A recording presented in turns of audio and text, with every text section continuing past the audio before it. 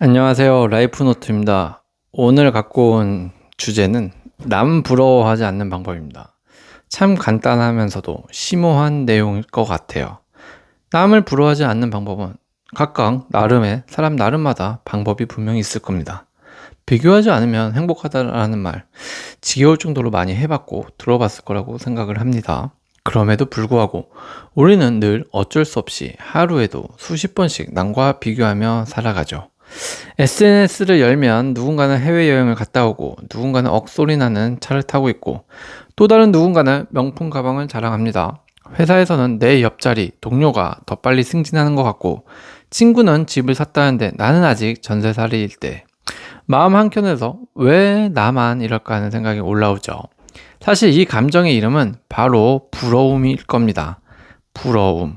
이 부러움이라는 감정만 없어진다면 사람은 참 살기 행복할 것 같은데 없어지지 않는 감정이라는 게 아이러니합니다. 부러움은 인간이라면 피할 수 없는 자연스러운 감정이죠. 하지만 문제는 이 감정이 내 삶을 갉아먹기 시작할 때입니다. 남과의 비교 속에서 나 자신이 초라해지고 내가 가진 것의 가치를 잊어버리게 되죠. 결국 만족과 행복은 멀어지고 끝없는 결핍만 남습니다. 그래서 오늘은 이 이야기를 해보려고 합니다. 어떻게 하면 남을 부러워하지 않고 내 자리에서 당당하게 설 수 있을까?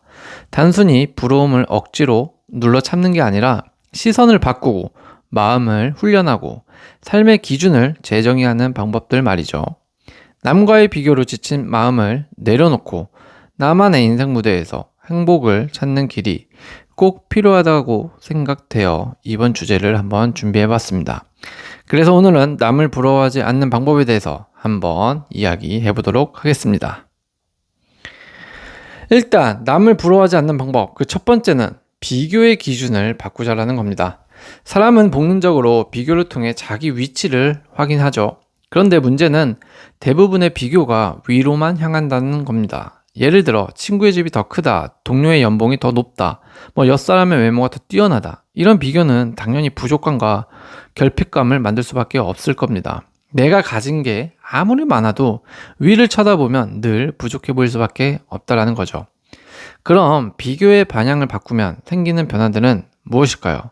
그 변화는 아마 무궁무진할 건데요. 그 중에서도 핵심적인 변화는 내 스스로가 성장을 확인할 수 있다는 것입니다. 만약 그 시선을 남의 기준에서 내 자신으로 옮기면 상황이 조금 달라집니다. 예를 들면 어제보다 오늘 내가 성장했는지, 더 배우고 있는지, 지난달보다 이번 달 조금이라도 더 저축을 완성했는지, 1년 전의 나보다 지금의 내가 성숙해졌는지 등 명확히 내가 세웠던 기준들에 대해서 객관적으로 바라볼 수 있는 통찰력이 생기고 성장하는 계기가 될 수 있죠. 이런 식으로 비교 기준을 자꾸 바꿔보세요. 비교가 나를 초라하게 만드는 게 아니라 계속 나를 성장을 확인하는 도구가 될 수 있다는 거죠. 비교의 기준을 바꾸라는 말은 단순히 긍정적으로 무조건 생각하라 이런 말이 아닙니다. 남이 아닌 어제의 나와 비교하는 습관을 들이는 순간 부러움은 줄고 자기 확신은 커질 겁니다. 즉 비교는 피할 수 없지만 그 방향은 내가 선택할 수 있다는 것을 꼭 인지하시기 바랍니다. 우리는 보통 남을 부러워할 때 우리는 대개 상대의 성공한 장면만 보죠. 결과만 본다라는 겁니다. 잘 나가는 직업, 고급 외제차, SNS 속 화려한 일상, 넓은 집과 명품, 이건 마치 무대 위의 스포트라이트처럼 그 사람의 빛나는 순간만 보게 되는 거죠. 그런데 무대 뒤에는 늘 보이지 않는 그림자가 있습니다. 부러움의 대상이 되는 사람에게도 우리 눈에 잘 보이지 않는 희생과 고통이 있는 거죠. 그림자가 있다라는 거죠. 대기업 임원이 된 사람은 가족과 보내는 시간을 포기했을 수 있습니다. 사업에 성공한 사람은 수차례 실패와 빚더미 속에서 반잠을 설치며 건강을 해치며 이루어낸 성공일 수 있습니다. 완벽해 보이는 외모 뒤에는 극단적인 식단 조절과 끝없는 불안이 숨어 있을 수 있다는 겁니다. 즉 누군가의 빛은 반드시 그만큼의 그림자를 대가로 지불한 결과일 수 있다는 것이고 우리는 누군가를 부러워하기 전 이런 사실들을 먼저 생각해 볼 수 있어야 합니다. 그리고 나서 부러워할지 판단을 해도 절대 늦지 않아요.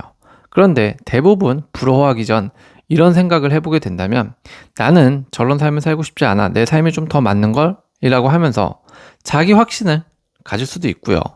노력하지 않고 부러워만 하던 자신을 부끄럽게만 생각할 수도 있을 겁니다. 남을 부러워할 때 빛만 쳐다보지 말고, 즉, 그 결과만 쳐다보지 말고 그림자, 뒤에 숨어진 고통과 노력을 함께 보라는 거죠. 이거는 뭐 상대를 깎아내리라는 말이 아닙니다. 오히려 현실을 균형 있게 보라는 소리죠. 그렇게 시선을 바꾸면 단순한 부러움은 줄어들 거고요. 내 삶에 대한 선택과 자부심은 커질 거라고 확신할 수 있을 것 같습니다. 사람의 뇌는 부족함에 더 민감하게 반응한다고 합니다. 새로 산 휴대폰은 일주일만 지나면 당연해지고 건강한 몸도 아플 때에야 소중함을 깨닫습니다. 이걸 쾌락 적응이라고 부르는데 결국 우리는 가진 것을 빠르게 무감각해지는 존재라는 뜻이죠. 그래서 남을 볼 때는 결핍이 더 크게 느껴지고 나 자신을 볼 때는 풍요를 쉽게 놓쳐버리게 될 수 있다는 겁니다. 이 무감각을 깨우는 가장 좋은 방법이 바로 내가 가진 것에 대한 감사한 훈련을 하는 겁니다. 하루를 마치며 오늘 내가 가진 것, 누린 것, 감사한 것을 3가지 이상 한번 기록해 보세요. 건강하게 아침에 눈을 떴다는 것, 뭐 따뜻한 밥을 먹을 수 있다는 거, 대화할 수 있는 친구가 있다는 거, 작은 일에도 웃을 수 있었다는 것, 어떤 것도 좋습니다. 사소한 거 아무거나 기록을 시작하십시오. 이렇게 적다 보면 우리가 당연하다고 여겼던 것들이 사실은 잃으면 다시 얻기 어려운 값진 자산임을 깨닫게 될 겁니다. 그리고 꼭 기록하지 않아도 흔한 일상에서 감사함을 느낄 일은 무궁무진하게 많을 겁니다. 예를 들면 건강검진에서 큰 이상이 없다라는 결과를 받을 때 그제야 건강이 얼마나 큰 자산인지 깨닫게 되죠. 월급날 통장에 돈이 들어오면 적다라고 생각하기는 쉽지만 전 세계 인구의 절반은 그만큼도 벌지 못한다라는 생각을 한번 해보세요. 이 또한 감사함을 느낄 수 있다는 거죠. 자녀가 해맑게 웃는 순간 내가 이미 가진 행복의 증거가 되기도 한다는 겁니다. 또 꼭 복권에 당첨되어 큰 거액을 손에 거머쥐게 되거나 예상하지 못했던 사업 수완으로 인해서 큰 돈을 벌거나 계약을 해버린다거나 직장에서 큰 프로젝트를 성공시켜서 승진과 큰 연봉 계약과 같은 큰 사건이 없어도 충분히 행복의 증거들은 우리들의 일상에서 이미 여러분은 행복한 상황입니다 라고 말을 해주고 있습니다. 그걸 알아차리지 못하고 있을 뿐이죠.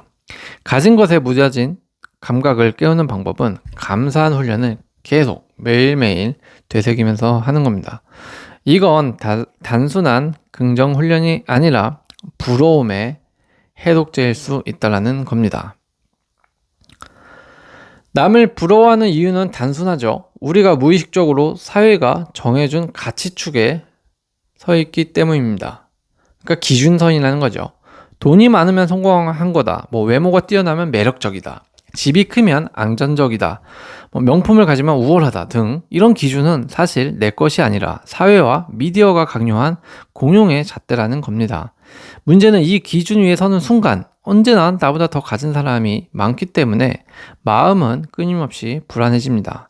그래서 나만의 가치축이 필요한 이유인 것이죠. 내 삶에서 진짜 중요한 기준을 스스로 정해야 한다는 거. 이게 정말 중요할 겁니다. 예를 들면 나는 돈보다 자유로운 시간이 더 중요하다. 나는 화려한 집보다 따뜻한 인간관계가 우선이다. 나는 성과보다 배움과 성장에 가치를 둔다는 등 이렇게 내가 만든 가치축이 있어야 되고 내가 만든 가치축에 내가 서면 남과 비교할 이유가 사라진다는 거죠. 왜냐하면 남은 그 축에 내가 만들어 놓은 축에 서 있지 않기 때문이죠. 현실적인 가치축들을 예를 들어 볼게요. 사회적 가치축이라고 한다면 뭐가 있을까요? 바로 강남 아파트, 억대 연봉, 외제차 등 이런 게 있을 겁니다. 비교할수록 초라해질 겁니다. 하지만 나만의 여기다가 가치축을 만들게 된다면 이런 거죠. 매일 독서 30분 하기, 가족과 함께하는 저녁 식사, 일주일에 한 번씩 하기, 새로운 경험을 기록하는 여행, 이런 것 등 이런 나만의 가치축을 형성하게 된다면 여기서만큼은 내가 주인공이 될 수 있다는 겁니다. 이 차이가 바로 부러움이 줄고 자존감이 커지는 지점이라고 말씀드리고 싶네요. 정리하면 부러움을 줄이는 가장 근본적인 방법은 타인의 축이 아니라 나만의 가치축 위에 서 있는 겁니다. 그 순간부터 남은 경쟁자가 아니라 서로 다른 길을 걷는 존재가 됩니다. 결국 나만의 기준으로 살아갈 때 삶의 무게 중심이 흔들리지 않게 된다라는 말씀을 드리고 싶네요. 많은 사람들이 부러워하지 말아야지 하고 다짐을 하지만 부러움은 인간의 본능적인 감정이기 때문에 억누르면 오히려 더 커집니다. 때문에 중요한 건 부러움을 없애는 것이 아니라 부러움을 어떻게 사용할지에 대해서 내가 대하는 태도일 겁니다. 부러움은 단순히 결핍의 신호가 아니라 내가 원하는 방향을 알려주는 나침판으로 이용하자라는 겁니다. 예를 들면 이런 모습이 있을 수 있을 겁니다. 친구가 외국에서 자유롭게 일하는 모습이 너무 부럽다라고 한다면 나도 그냥 자유와 여행을 원하는구나 이렇게 생각을 하는 거죠. 누군가 경제적 여유로 당당하게 사는 게 부럽다라고 한다면 나도 재정적 안정이 좀 중요한 가치로 여기고 있구나 이렇게 생각을 하는 거고, 다른 사람이 자기 분야에서 인정받는 게 부럽다라고 한다면 나라는 사람은 성취와 존중을 갈망하는구나 라고 생각을 하면서 그 감정을 그냥 그저 있는 그대로 받아들이고 느끼면 된다라는 겁니다. 꼭 그것을 시샘하거나 그 마음을 부정하거나 없애려고 안간 힘을 쓸 필요 없다는 말씀을 드리고 싶네요. 즉, 부러움은 저 사람처럼 되고 싶다 라는 단순한 시샘이 아니라 내가 진짜 원하는 삶의 힌트로 활용하기 시작한다면 분명 내 자신을 다른 방향으로 바라보고 이끌어가는 모습을 느낄 수 있을 겁니다. 부러움은 억누를 감정이 아니라 활용할 도구로 생각을 하십시오. 단순한 시샘으로 끝내면 독이 되지만 나침판처럼 사용하면 삶의 방향을 잡는 안내판이 될 수 있습니다. 부러움도요. 결국 중요한 건 저 사람처럼 되는 것이 아니라 저 사람이 보여준 내 욕구를 내 방식대로 실현하는 걸 겁니다. 그게 부러운 감정을 지혜롭게 다루는 감정의 기술이라고 생각을 합니다. 부러움을 줄이고 싶다면 이 습관을 한번 좀 따라해 보시기 바랍니다. 분명 도움은 될 거라고 생각을 해요. 첫 번째로는 SNS를 사용하는 걸 금지하는 겁니다. 횟수라도 좀 줄여보라는 거죠. 부러움의 가장 큰 증폭기가 바로 SNS입니다. 사람들은 자신의 삶에서 가장 하이라이트만 올리는 게 SNS죠. 그걸 매일 소비하는 우리는 마치 남들이 항상 행복하고 성공하는 것처럼 착각하게 됩니다. 결국 남의 필터링된 삶과 날 것의 삶을 비교하면서 스스로를 깎아내리게 될 겁니다. 하루 사용 시간을 줄이거나 최소한 아침과 자기 전에는 SNS를 보지 않는 습관만 좀 들여도 마음의 평정이 훨씬 커질 수 있을 겁니다. 두 번째로는 명상과 산책입니다. 굉장한 도움이 될 겁니다. 자주 하세요. 부러움은 사실 외부에서 오는 게 아니라 내 마음 안에서 증폭되는 소음입니다. 하루 10분이라도 조용히 앉아서 호흡을 바라보거나 스마트폰 없이 산책하며 풍경과 바람을 느껴보면 내 마음이 비교해서 현재의 나로 다시 되돌아옵니다. 명상은 부러움을 없애는 약이 아니라 부러움이 나를 집어삼키지 않도록 간격을 두는 기술이 될 수 있다는 겁니다. 세 번째로는 작은 성취들을 시작을 해보라는 겁니다. 부러움이 커질 때는 대개 내 삶이 정체되어 보일 때입니다. 그럴 때 아침 운동 20분, 책 한 장씩 읽기, 작은 프로젝트 기록하기 등 이런 작은 성취들이 쌓이면 남을 볼 때 부럽다보다는 나도 잘 가고 있다라는 자기 확신이 생길 수도 있습니다. 네 번째로는 바로 자신의 소비 패턴을 점검해 보라는 겁니다. 부러움은 종종 소비 패턴에서 자극되죠. 명품, 자동차, 해외여행을 가진 사람을 보며 부러움이 생긴다면 사실 이건 내 소비 욕구가 건드려진 거다. 그래서 소비 습관을 관리하면 부러움도 자연스레 줄어들 수 있다는 겁니다. 예를 들어 소비 노트를 쓰거나 내 소비 기준 3원칙을 정하면 예를 들면 꼭 필요한 것, 오래 쓸 것, 나를 성장시킬 것, 이렇게 나뉘는 거죠. 그러면 비교해서 조금 더 자유로워질 수 있다고 생각합니다. 부러움을 줄이는 생활 습관은 외부 자극, SNS나 비교 모임을 좀 줄이고 내부의 자원, 명상, 성취, 감사함을 키우면 됩니다. 생활 습관이 바뀌면 비교 대신 충만이 쌓이고요. 남을 부러워하는 대신 내 삶을 가꾸는데 집중할 수 있지 않을까 생각합니다. 우리는 살아가면서 부러움을 피할 수는 없습니다. 누군가의 성공, 누군가의 집, 직업, 외모, 심지어 사소한 일상조차도 때때로 내 마음을 흔들고 하죠. 그런데 사실 부러움이라는 감정 자체는 나쁜 건 아니에요. 문제는 그 부러움에 내가 잠식될 때입니다. 남의 기준에 휘둘리면서 내가 가진 것을 잊고 내 삶의 무게중심을 잃어버릴 때 우리는 쉽게 지치고 초라해지죠. 하지만 오늘 나눈 이야기처럼 시선을 조금만 바꿔도 상황은 달라집니다. 남과 비교하는 대신 어제의 나와 비교한다면 부러움은 줄고 성장은 커질 겁니다. 내 인생에 집중할 수 있을 거고요. 빛나는 성취 뒤에 감춰진 그림자까지 바라볼 수 있다면 부러움 대신 현실적 균형 감각이 자리 잡을 겁니다. 내가 가진 것을 다시 느끼고 감사하는 습관을 들인다면 남의 삶이 아니라 내 삶의 풍요로움이 보입니다.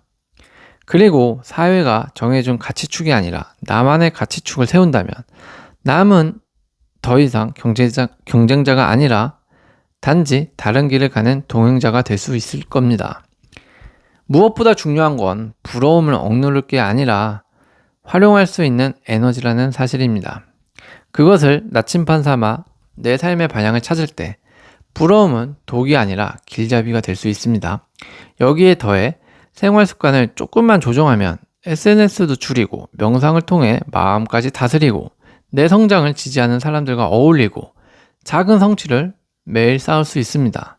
그렇게 된다면 부러움은 자연스럽게 힘을 잃고 내 삶은 조금씩 단단해질 겁니다. 여러분, 결국 중요한 건 남이 아니라 내 자신입니다. 남의 무대 위에서 관객처럼 부러워하기보다 내 무대에서 주인공으로 서는 것, 그것이야말로 가장 확실한 방법이죠. 지금 이 순간에도 이미 여러분은 누군가에게 부러움의 대상일 수 있습니다. 다만 본인이 깨닫지 못할 뿐이죠. 그러니 이제는 부러움에 휘둘리지 마세요. 그 대신 그것을 나침반으로 삼아 내 삶을 조금 더 원하는 방향으로 한 걸음씩 내딛어 보세요. 결국 행복은 남의 삶이 아니라 내 삶의 무대에서 피어난다는 것을 느낄 수 있을 겁니다. 그리고 그 무대 위에서 당당히 서 있는 바로 그 순간 부러움은 더 이상 여러분들을 괴롭히지 못할 거라고 생각합니다. 그저 받아들이고 그저 그것을 새로운 에너지원으로 사용하면 됩니다. 부러움으로 괴로워할 필요는 없을 것 같네요. 오늘도 시청해주셔서 감사합니다.